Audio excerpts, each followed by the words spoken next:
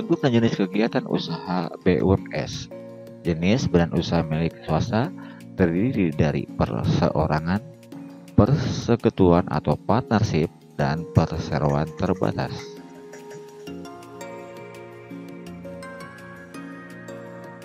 Bentuk BUMS dimiliki oleh perorangan. Badan usaha perorangan dimiliki oleh satu orang, sehingga pengelolaannya lebih mudah dan biaya yang dikeluarkannya pun lebih murah. Bentuk BUMS dalam bentuk persekutuan atau partnership.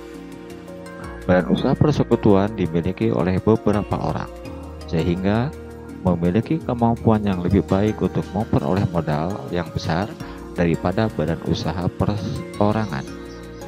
Bentuk daripada persekutuan atau partnership meliputi firma atau dan persekutuan komunitas.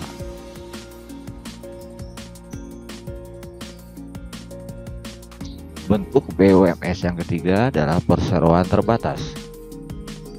Badan usaha yang didirikan oleh beberapa orang atau berbadan hukum dan modalnya terdiri atas saham-saham, sehingga pemilik saham terbesar memiliki kontrol terbesar atas badan usaha. Ini adalah merupakan bentuk daripada perseroan terbatas.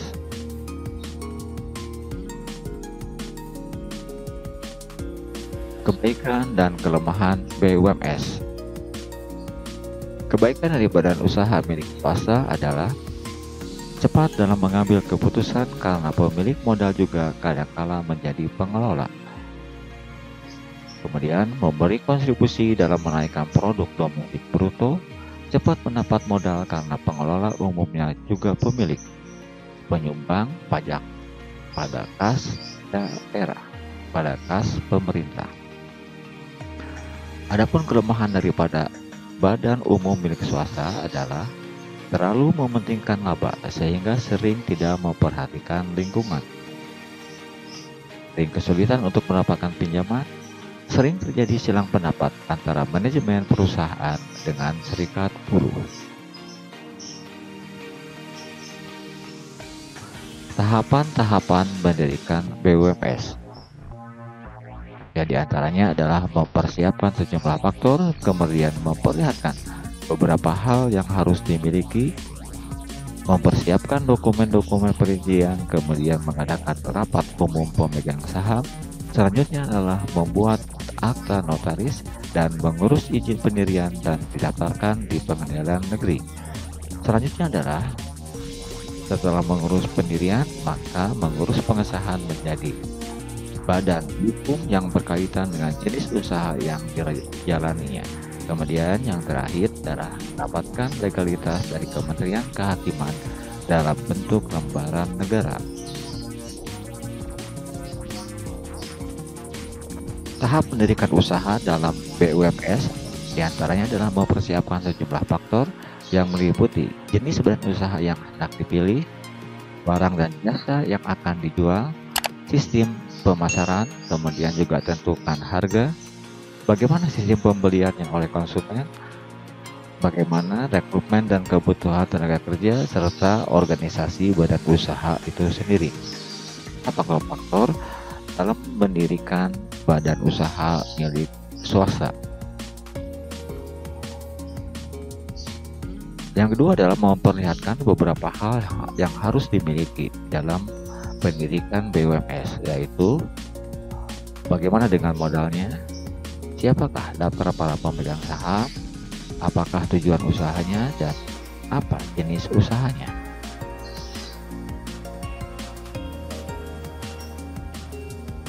Selanjutnya, untuk tahapan mendirikan usaha dalam BUMS adalah mempersiapkan dokumen-dokumen perizinan yang meliputi surat izin tempat usaha atau situ, kemudian surat izin usaha perdagangan atau SIUP, harus mempunyai nomor pokok wajib pajak NPWP, kemudian terdaftar dan mendapatkan nomor register perusahaan, harus mempunyai rekening bank, kemudian analisa mengenai dampak lingkungannya, serta surat izin lainnya yang berkaitan seperti izin penggunaan tanah dan izin mendirikan bangunan. Itu adalah tahapan dalam mempersiapkan dokumen-dokumen perizinan.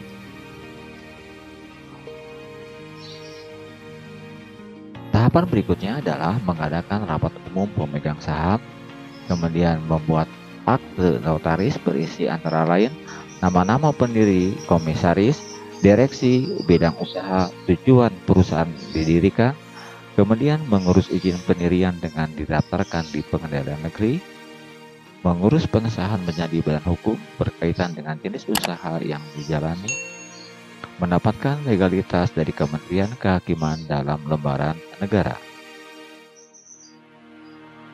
Selanjutnya adalah studi kelayakan. Menurut Ahmad Subagio tahun 2011, yang dikatakan studi kelayakan adalah penelitian mendalam terhadap suatu ide bisnis tentang layak atau tidaknya ide bisnis tersebut dilaksanakan. Sedangkan tujuan daripada studi kelayakan usaha adalah menurut Sunyoto tahun 2014, tujuan studi kelayakan usaha adalah untuk menghindari keterlanjuran penanaman modal yang terlalu besar untuk kegiatan yang ternyata tidak menguntungkan.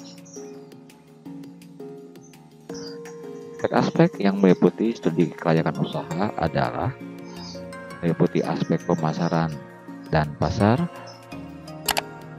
perilaku konsumen, sumber daya manusia, organisasi, akuntansi, manajemen operasional dan teknologi, keuangan, hukum, politik, ekonomi, sosial, dan lingkungan hidup. Pihak-pihak yang berkepentingan dalam studi kelayakan usaha adalah investor, mana investor yang akan menanamkan modal jika studi kelayakan layak direalisasikan. Kemudian adalah kreditor, yaitu lembaga keuangan yang akan mengucurkan dana jika studi kelayakan dilakukan peminjam dengan baik. Selanjutnya adalah pihak yang berkepentingan, yaitu manajemen perusahaan yang akan menjalankan usahanya. Kemudian pemerintah yang diyakinkan apakah usaha yang dijalankan akan memberikan manfaat bagi perekonomian secara umum, tidak merusak lingkungan dan bermanfaat bagi masyarakat lain. Dan tentunya pihak yang berkepentingan adalah masyarakat luas yang nantinya yang melihat apakah memberikan manfaat seperti lapangan kerja, memunculkan sarana dan sarana maupun infrastruktur. Tahapan-tahapan studi kelayakan usaha. Yang pertama adalah penemuan ide yang dapat menghasilkan produk yang menguntungkan. 2. Melakukan penelitian yang mendalam dengan metode ilmiah. Ketiga, evaluasi usaha proyek, apakah proyek yang akan dibangun dan bisnis yang sudah berjalan.